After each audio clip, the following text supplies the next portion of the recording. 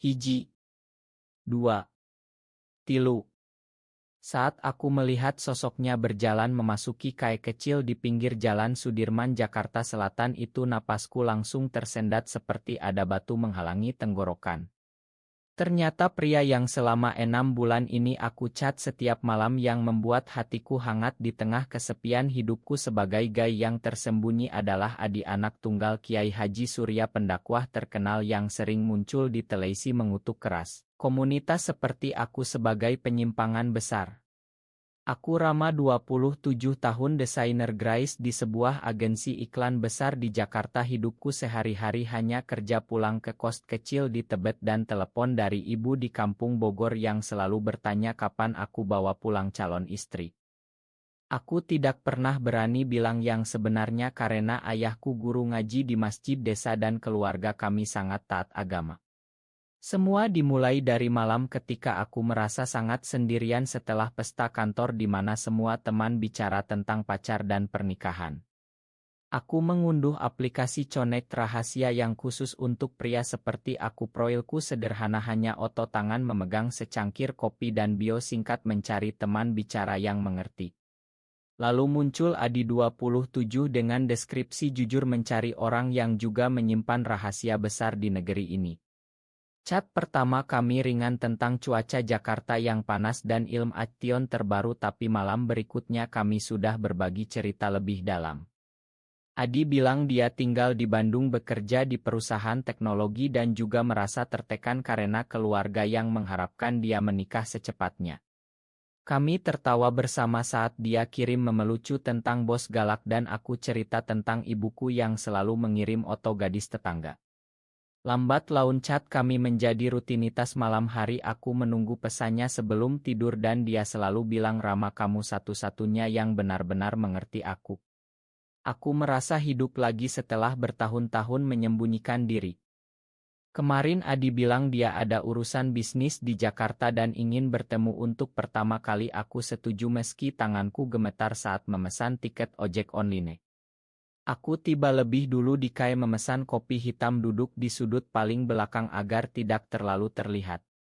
Jantungku berdegup kencang saat pintu kai terbuka dan dia masuk mengenakan kemeja biru sederhana, celana jeans, dan senyum ramah yang sama seperti di otoproil.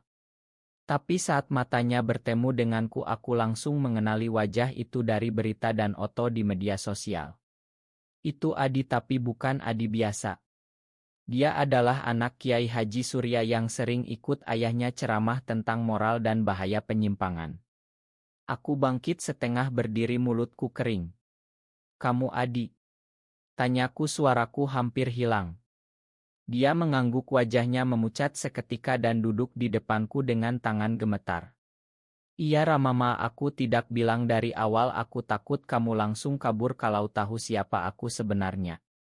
Kami diam sejenak, kayak ramai tapi rasanya seperti hanya kami berdua di dunia. Aku ingin marah tapi mata Adi penuh ketakutan yang sama seperti yang aku rasakan setiap hari. Lalu dia mulai cerita pelan bagaimana dia lari dari kontrol ayahnya ke Bandung, mengubah nama kecil di aplikasi dan hidup ganda selama bertahun-tahun. Aku mendengarnya sambil memegang gelas kopi erat-erat, merasa dunia berputar. Bagaimana ini bisa terjadi? Aku jatuh cinta dengan putra orang yang paling membenci apa yang aku adalah.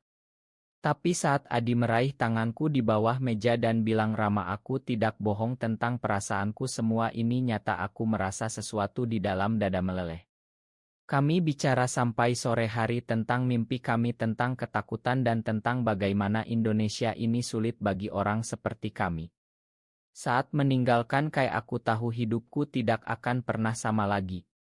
Malam itu di kos, aku tidak bisa tidur memandang langit-langit sambil memikirkan wajah Adi yang penuh harap. Besok kami janji bertemu lagi, tapi kali ini di tempat yang lebih aman. Aku takut, tapi untuk pertama kali dalam hidup aku merasa ada seseorang yang benar-benar melihat aku apa adanya. Pagi berikutnya aku bangun dengan perasaan campur aduk antara bahagia dan ketakutan yang dalam.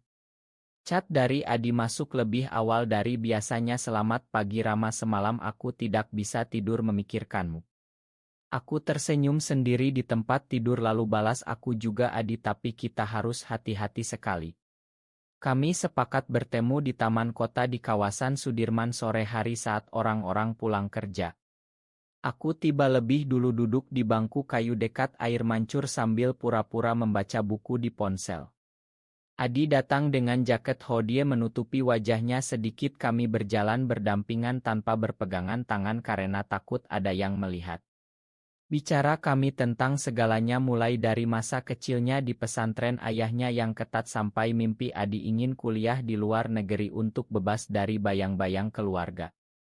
Aku cerita tentang tekanan ibuku yang baru saja mengirim oto gadis dari masjid desa dan bilang ini calon yang baik nak. Adi tertawa pelan tapi matanya sedih kami sama-sama tahu betapa beratnya hidup ini. Malam harinya kami lanjut chat sampai larut dia kirim oto dirinya di kamar hotel sederhana di Jakarta dan bilang besok aku pulang ke Bandung tapi aku tidak mau jauh darimu Rama. Aku merasa hatiku penuh kami mulai merencanakan pertemuan rahasia berikutnya di sebuah warung kecil di pinggir kota yang jarang dikunjungi orang kantoran. Hari-hari berikutnya berlalu seperti mimpi kami bertemu 2 kali seminggu selalu di tempat berbeda selalu hati-hati. Aku merasa tumbuh Adi membuatku berani menghadapi cermin dan bilang pada diri sendiri aku layak bahagia. Tapi tekanan dari keluarga mulai datang ibuku telepon setiap minggu cerita tentang tetangga yang sudah punya cucu dan ayahku mengirim pesan singkat Rama jangan lupa sholat 5 waktu anakku. Aku merasa bersalah tapi setiap kali bertemu Adi semua itu hilang. Suatu malam di warung kami berani berpegangan tangan di bawah meja saat tidak ada orang Adi bilang Rama aku tidak pernah merasa seperti ini sebelumnya kamu membuatku ingin melawan dunia. Aku balas dengan suara pelan aku juga Adi tapi kita harus siap kalau suatu hari rahasia ini terbongkar. Kami pulang dengan hati ringan tapi di dalam dada aku tahu badai bisa datang kapan saja. Di kantor temanku Andi mulai curiga karena aku sering tersenyum sendiri saat cek ponsel tapi aku selalu bilang hanya chat dengan teman lama. Hidup berlanjut dengan rahasia manis ini sampai suatu hari Adi bilang ayahnya akan datang ke Jakarta untuk acara seminar agama besar.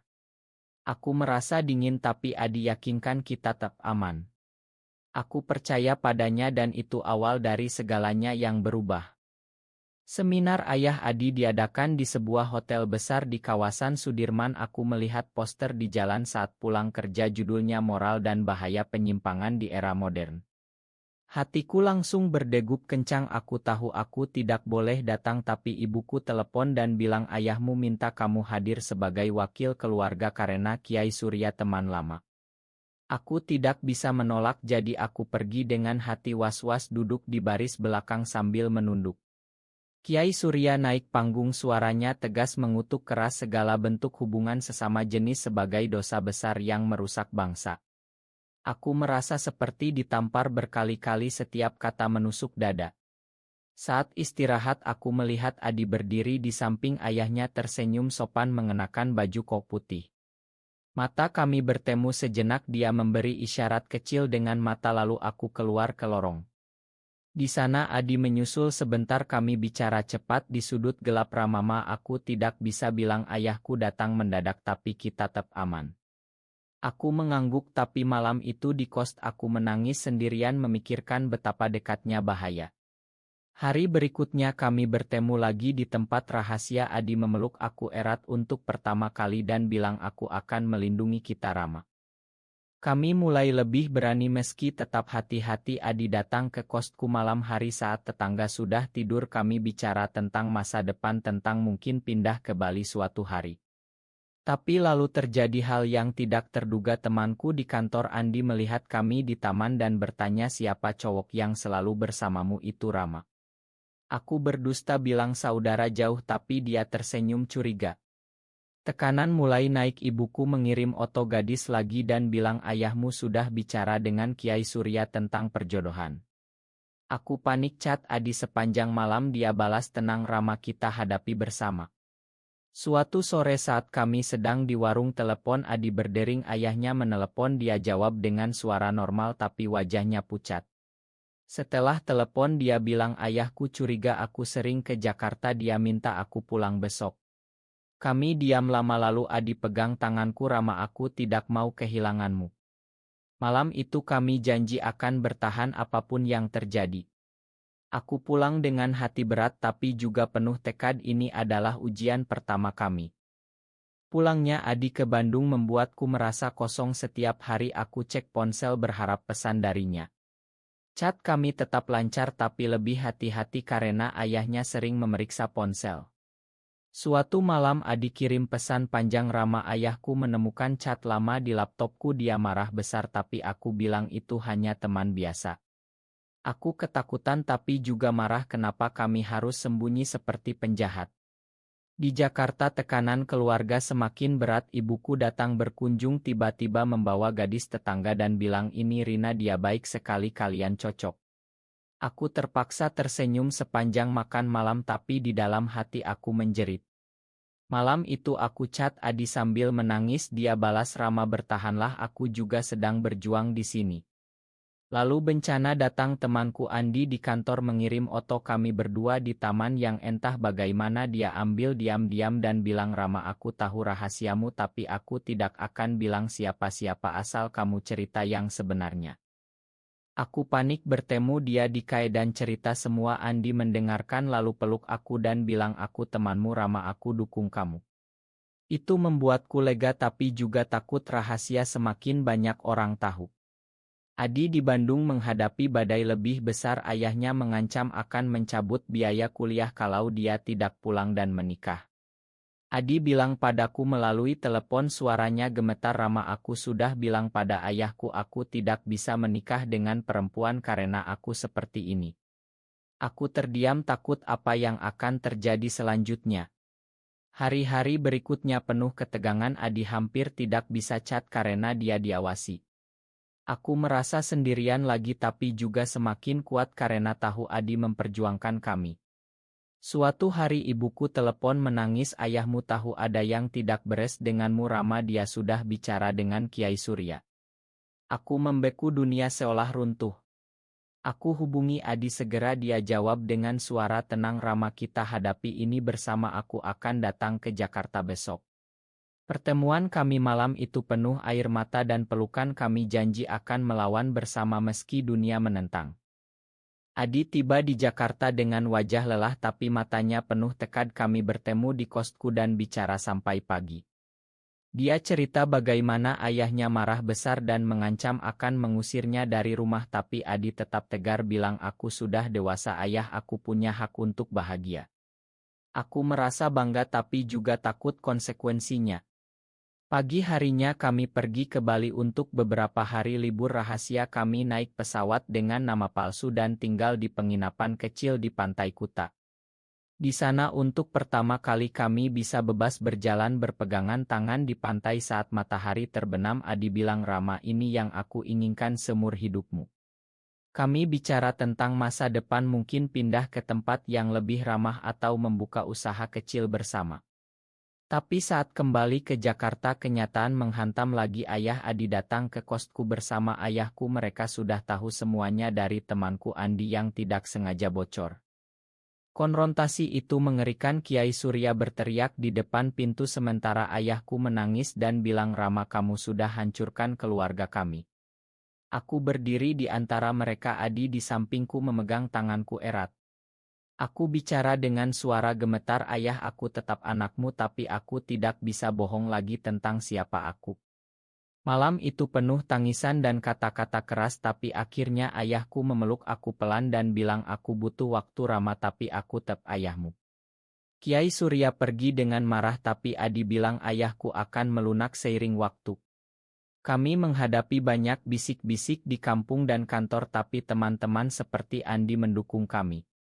Aku merasa tumbuh menjadi versi diriku yang lebih kuat. Adi juga berubah dari anak yang takut menjadi pria yang berani memperjuangkan cinta.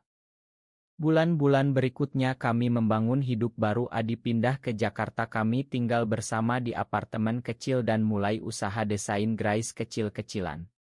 Keluarga mulai menerima pelan-pelan. Ibuku datang berkunjung dan memeluk Adi dengan air mata sementara ayah Adi masih jarang bicara tapi tidak lagi mengutuk. Kami kembali ke Bali untuk liburan kali ini tanpa sembunyi dan berjalan di pantai sambil berpegangan tangan melihat matahari terbenam. Aku memandang Adi dan merasa semua perjuangan itu layak.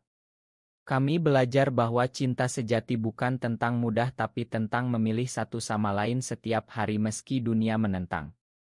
Di akhir perjalanan ini aku tahu aku bukan lagi Rama yang ketakutan tapi Rama yang bebas menerima dirinya apa adanya. Apakah benar bahwa kita harus menyembunyikan identitas diri demi keluarga atau itu salah karena cinta sejati harus diperjuangkan? Benar atau salah?